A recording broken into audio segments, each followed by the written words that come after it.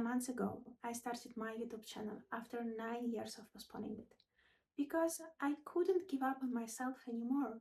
In this video, I'll share the path I've been through and the key realization that shifted me to a completely different level. I'll also show on my example that what we call procrastination is often just self-abandonment. I'll end this video with the biggest shift that happened in me. I'll talk about the feeling all we know that lives right here in your chest. That I had one. When you are waiting for someone to respond the way you hope, for the reaction, for the yes, that finally means something, and why and how it relates to self-abandonment. I invite you to keep watching this video and going deeper into this with me. And that's exactly the space I'm creating here for those versions of us who are tired of waiting and suppressing ourselves, giving up our own desires. If this resonates with you, follow me and go through this journey together. I reached a point where I had no energy to keep betraying myself. It had all been drained into fear, into holding myself back and staying small. It wasn't an explosion. It was a heavy exhaustion, and acting didn't feel easier. It felt like the only way to survive. I had become a guest in my own life, waiting for a version of me that I kept pushing into someday. And honestly, I had no idea how much this one decision to end this moment someday would change me. What looked like just a simple step, starting a channel, turned into something much bigger. It became a trigger that set everything in motion, the moment that changed everything. I finally admitted to myself that I could keep postponing it forever. No one can forbid me to do that, but I wouldn't be happy. I finally admitted being unhappy and exhausted of postponing my own desires. So I started, even though I was incredibly scared. Honestly, it was a rescue mission for my own soul. I was finally choosing what I wanted over what I feared. Stop keeping myself in the someday space. Stop limiting myself to go where I want. Stop believing in soft. Not now, maybe later. It is not right time now. And something shifted from that moment. Not because the channel itself did something magical, but because of the decision behind it. The decision to stop rejecting myself and my own potential. To stop postponing my own desires. To give myself the space. And once that happened, it didn't stay in only one place. It started to spread into other areas of my life. Because when you stop abandoning yourself in one place, it becomes harder to keep doing it everywhere else. It's like you build a different internal baseline, where if something matters to you, you move. Where it's not enough for you anymore to just keep it as an idea, and you start embodying it, and that changes how you relate to everything. Your choices, your direction, your relationships, even how you feel inside. Especially, I would say, how you feel inside. It was then that I began to really tangibly align with my true self. And I see it in everything that is happening now. Because when you begin to act on what you've been postponing for years, something inside of you understands, I finally can trust this person. And that trust changes everything. A month ago, I was in a completely different state. I remember myself sitting in a car and listening to how he sees life. No fixation on the outcome, just choosing a direction and moving, letting the path unfold. And something in me recognized the truth in that. But I couldn't leave it yet. It felt far, almost unrealistic. Like something that would take years to embody. And now I'm here. It didn't take years. It took a shift.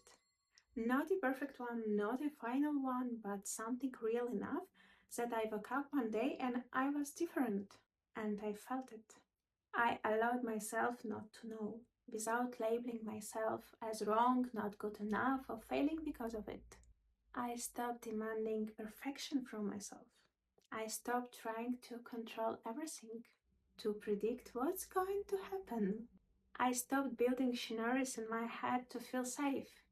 The mere idea of doing this is now perceived as a waste of my time and energy.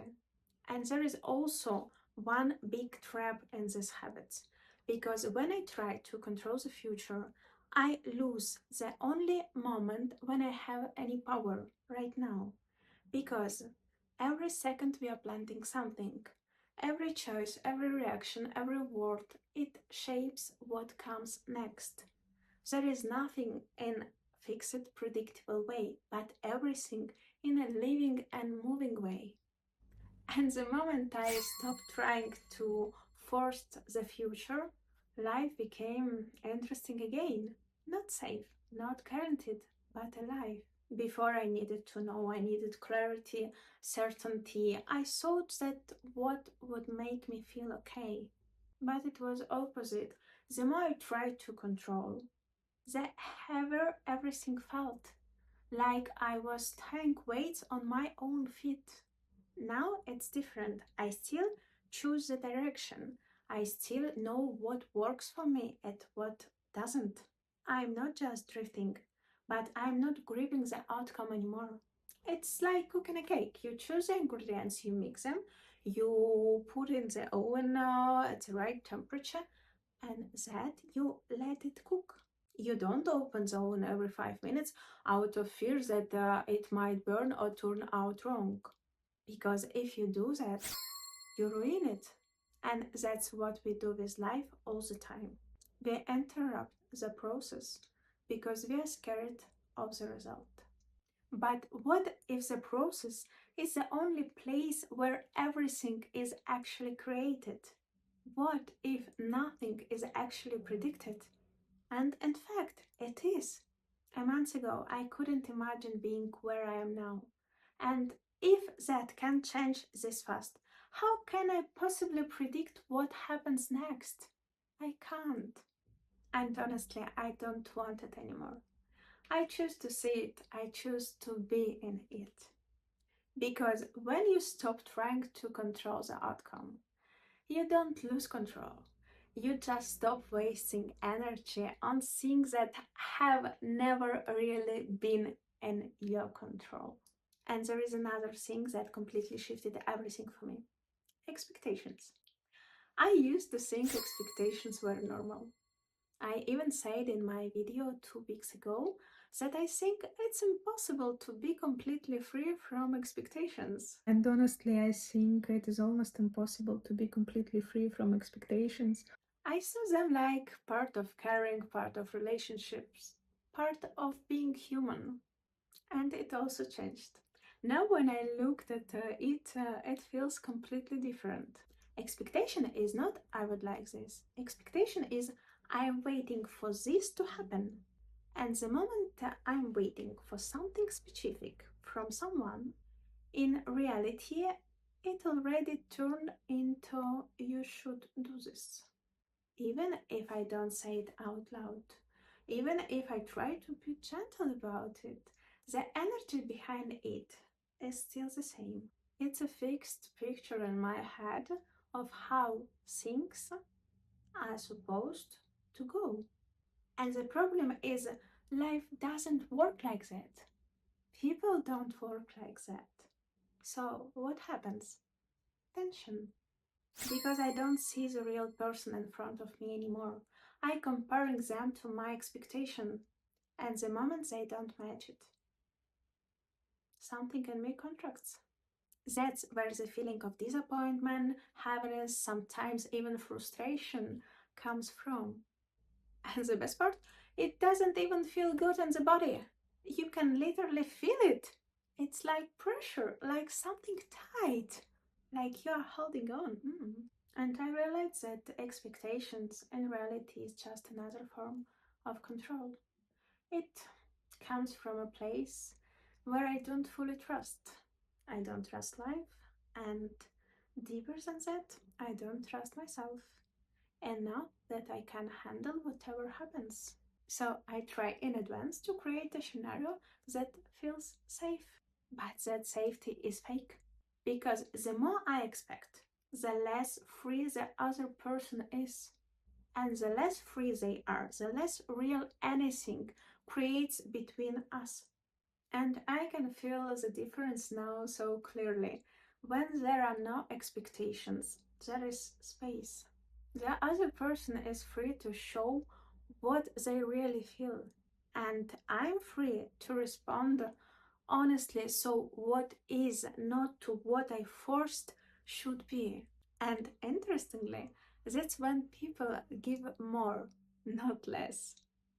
Because there is no pressure, there is no silent you should be this way. There is just space, connection, and choice. And in reality, is the only condition in which energy can flow freely and something can truly be created. Because wherever there is tension, everything becomes tight. And what is tight eventually breaks, collapses, or falls apart. It's like holding a screw in a clenched fist, afraid it might grow the wrong way. We tighten our grip, creating an illusion of control while still expecting it to grow. But in that space, the only thing it can do is die. We do this because we are afraid that what grows won't match the image we had in mind. And underneath that fear is one simple thing. We don't truly believe that we would be able to handle any outcome, however it turns out. So we try to control it. We think we are quitting its growth, but in reality, we are just cutting off its access to life. And over time, what once had potential simply withers away. And that's very different from not having needs. I still have desires.